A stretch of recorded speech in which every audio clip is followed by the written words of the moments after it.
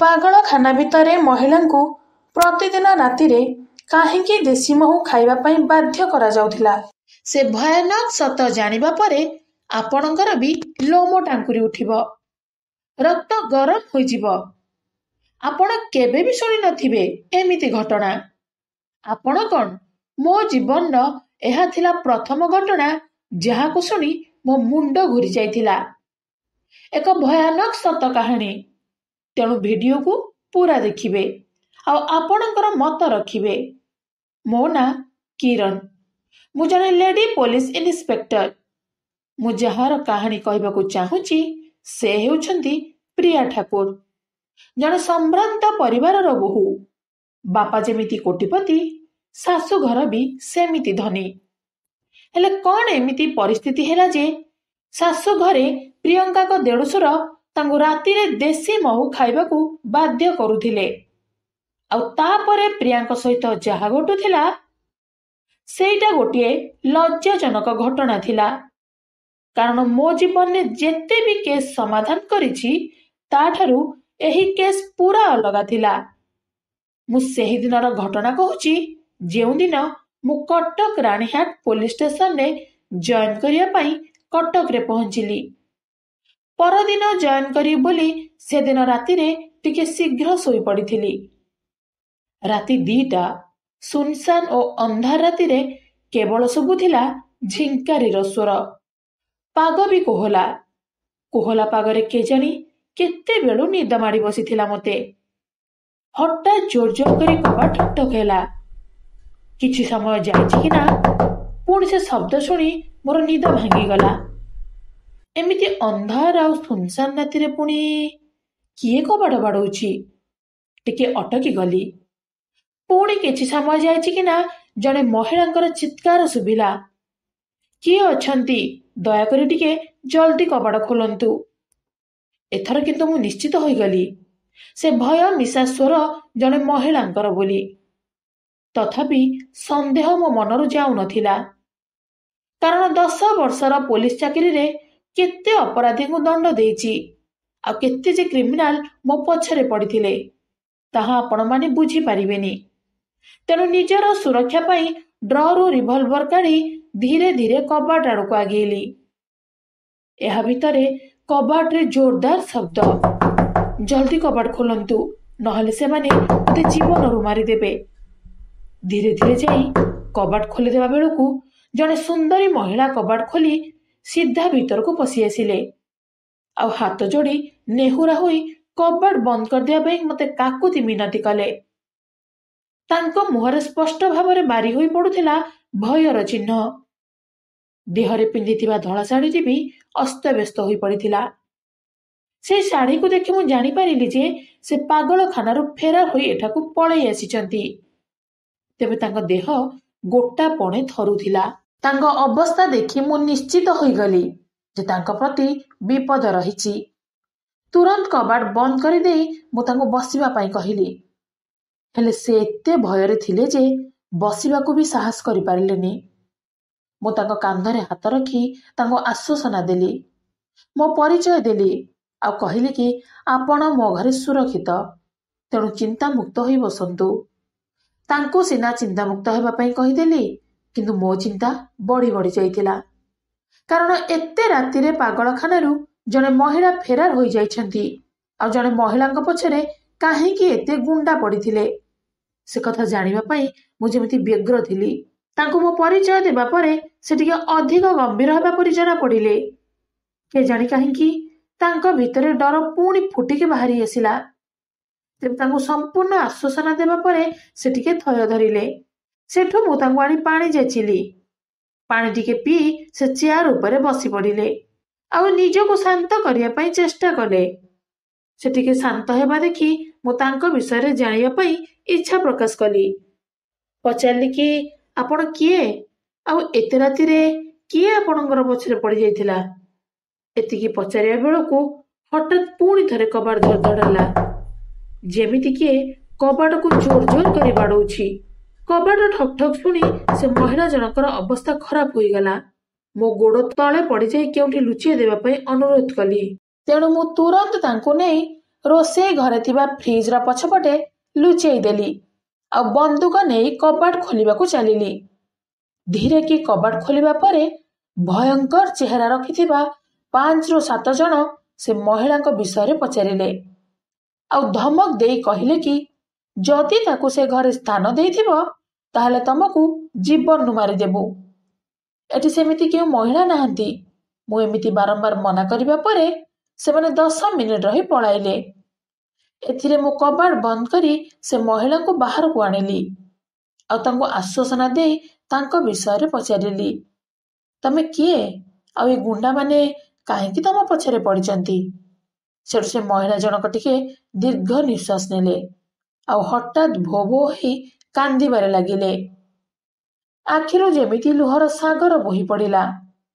ପୁଣି ଥରେ ତାଙ୍କୁ ଆଶ୍ୱାସନା ଦେଇ ପଚାରିଲି, କିନ୍ତୁ ଏଥର ସେ ଯାହା କହିଲେ ଶୁଣିକି ଆପଣଙ୍କର ମୁଣ୍ଡ ଘୁରିଯିବ। ସେ କହିବାରେ ଲାଗିଲେ କି ପ୍ରତିଦିନ ରାତିରେ ତାଙ୍କ ଦେଢ଼ଶୁର ତାଙ୍କୁ ଦେଶୀ ମହୁ ଖାଇବା ପାଇଁ ବାଧ୍ୟ କରୁଥିଲେ ଆଉ ମହୁ ଖାଇବା ପରେ ତାଙ୍କର ହୋସ୍ ରହୁନଥିଲା। ଏମିତି ଏମିତି ବନ୍ଦ ଘରେ 2 ମାସ ବିତିଗଲା ଆଉ ବାରମ୍ବାର ବିରୋଧ କରିବା ପରେ ବି ଦିନେ ସେ ନିଜକୁ ପାଗଳଖାନାରେ ପାଇଲେ ଆଉ ପାଗଳଖାନାରେ ତାଙ୍କୁ ଜଗି ରହୁଥିଲେ 5 ଜଣ ଦୁର୍ଦ୍ଦାନ୍ତ ଯୁବକ। ସେହିଦିନ ଠାରୁ ପାଗଳଖାନା ତାଙ୍କର ଠିକଣା ପାଲଟିଗଲା। ହେଲେ ଆପଣ ପାଗଳଖାନାରେ କେମିତି ପହଞ୍ଚିଗଲେ? ଆପଣ କ'ଣ ସତରେ ପାଗଳ? ଆଉ ଆପଣଙ୍କର ଦେଢ଼ଶୁର ପ୍ରତିଦିନ ରାତିରେ ଆପଣଙ୍କୁ ଦେଶୀ ମହୁ ଖାଇବା ପାଇଁ କାହିଁକି ବାଧ୍ୟ କରୁଥିଲେ? ସେ କଥାର ଉତ୍ତର ତ ଦେଲେନି। ମୋ ପ୍ରଶ୍ନରେ ସେ ଯେମିତି ମୂକ ପାଲଟିଗଲେ। ଟିକିଏ ସମୟ ପରେ ତାଙ୍କ କାହାଣୀ କହିବାକୁ ଆରମ୍ଭ କଲେ। ମୋ ନାଁ ପ୍ରିୟା ଠାକୁର। ଆମ ଘର ବାଙ୍ଗାଲୋରରେ। ମୋ ବାପା ଜଣେ ବହୁତ ବଡ଼ ବ୍ୟବସାୟୀ। ସହରର ଧନୀ ପରିବାର ଭିତରେ ଆମ ଘରର ନାଁ ଆସୁଥିଲା। ମୁଁ ପାଠ ପଢ଼ିବା ବେଳେ ରିତେଶଙ୍କ ସହିତ ଦେଖା ହୋଇଥିଲା। ରିତେଶ ବି ଭୁବନେଶ୍ୱରର ଜଣେ ସମ୍ଭ୍ରାନ୍ତ ପରିବାରର ପୁଅ ଥିଲେ। ତାଙ୍କ ବାପା ଓଡ଼ିଶାର ଜଣେ ବଡ଼ ବ୍ୟବସାୟୀ ଥିଲେ। ଦେଖା ହେବା ପରଠାରୁ ମୁଁ ତାଙ୍କ ପ୍ରତି ଆକର୍ଷିତ ହୋଇପଡ଼ିଥିଲି ଆଉ ପାଠପଢ଼ା ଭିତରେ ଏହି ଆକର୍ଷଣ ଧୀରେ ଧୀରେ ପ୍ରେମର ରୂପ ନେଇସାରିଥିଲା। ଆମେ 2 ଜଣ ପାଠରେ ବି ଖୁବ୍ ଭଲ ଥିଲୁ। ଚାହୁଁ ଚାହୁଁ ଆମ ପାଠପଢ଼ା ସରିଗଲା ଆଉ ସେନାର ଇଞ୍ଜିନିୟର ଭାବରେ ସେ ଆଗ ଚାକିରି ପାଇଗଲେ। ଚାକିରି ପାଇ ସେ କାଶ୍ମୀର ଚାଲିଗଲେ। 2 ବର୍ଷର ଚାକିରି ପରେ ଆମ 2 ପରିବାରର ସହମତିରେ ବିବାହ ବି ହୋଇଗଲା। ବିବାହ ପରେ ମୁଁ ବେଶ ଖୁସି ଥିଲି।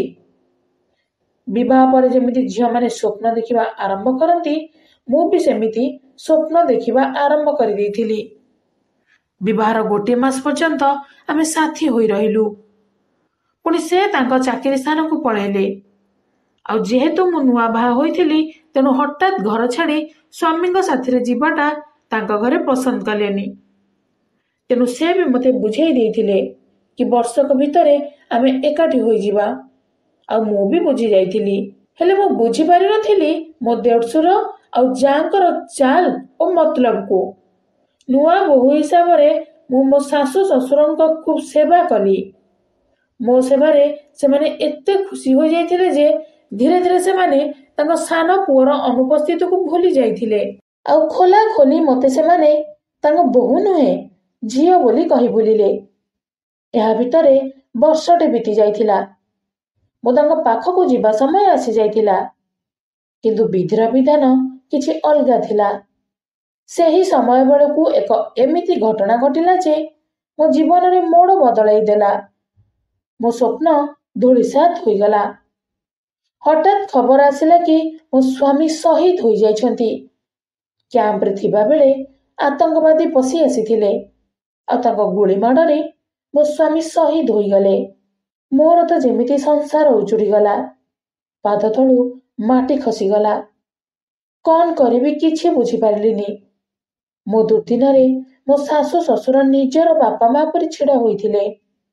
ଭାବିଲି କି ସେମାନଙ୍କ ସାହାରାରେ ମୋ ଦୁଃଖ କିଛିଟା ଲାଘବ ହୋଇଯିବ।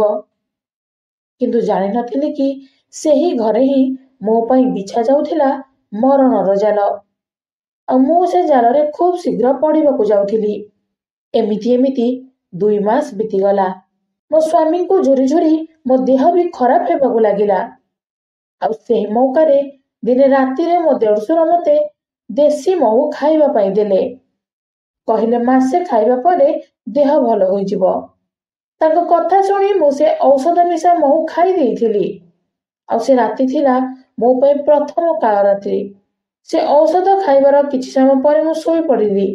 ସକାଳୁ ଯେତେବେଳେ ନିଦ ଭାଙ୍ଗିଲା, ଦେହରେ ପ୍ରବଳ ପୀଡ଼ା।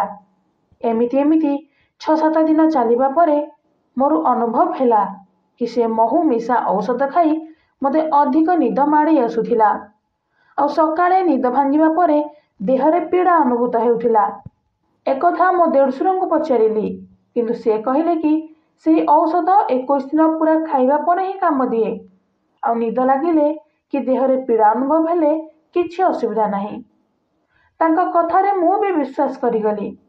ଆଉ ସେ ମହୁକୁ ଖାଇବାରେ ଲାଗିଲି। ଏମିତି 20 ଦିନ ବିତିଗଲା।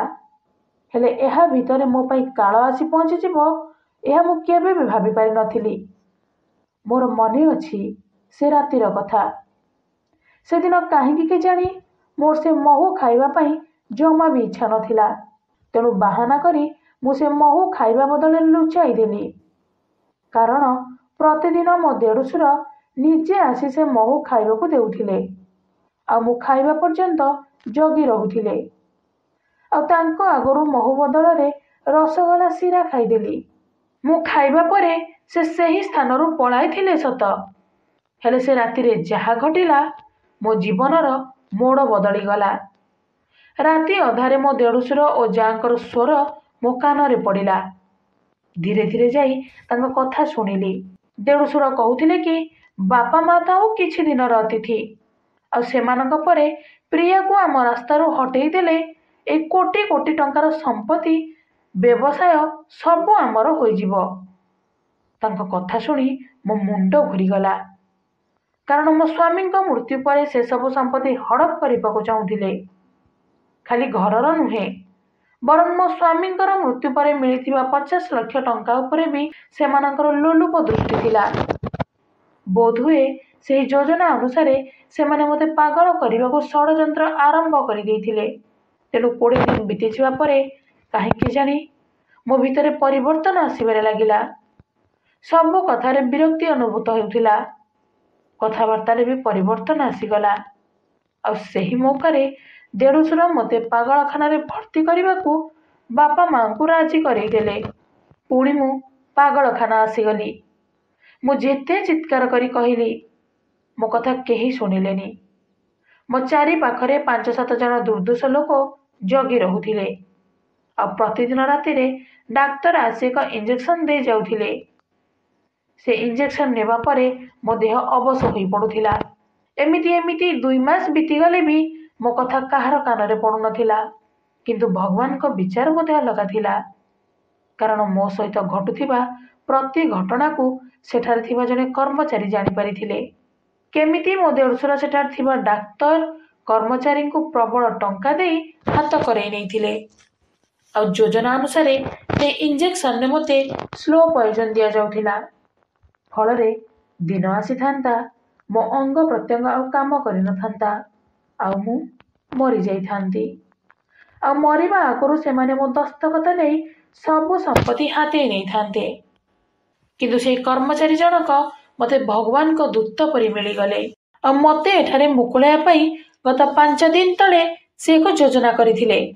ସେହି ଅନୁସାରେ ମୁଁ ଆଜି ସେଠାରୁ ଫେରାର ହେବା ପାଇଁ ସକ୍ଷମ ହୋଇଗଲି। କିନ୍ତୁ ସେମାନେ ଜାଣିବା ପରେ ମୋ ପଛରେ ପଡ଼ିଯାଇଥିଲେ। ମୁଁ ଆସି ଆପଣଙ୍କ ଘରେ ପହଞ୍ଚିଗଲି। ଦୟାକରି ମୋତେ ବଞ୍ଚେଇ ଦିଅନ୍ତୁ।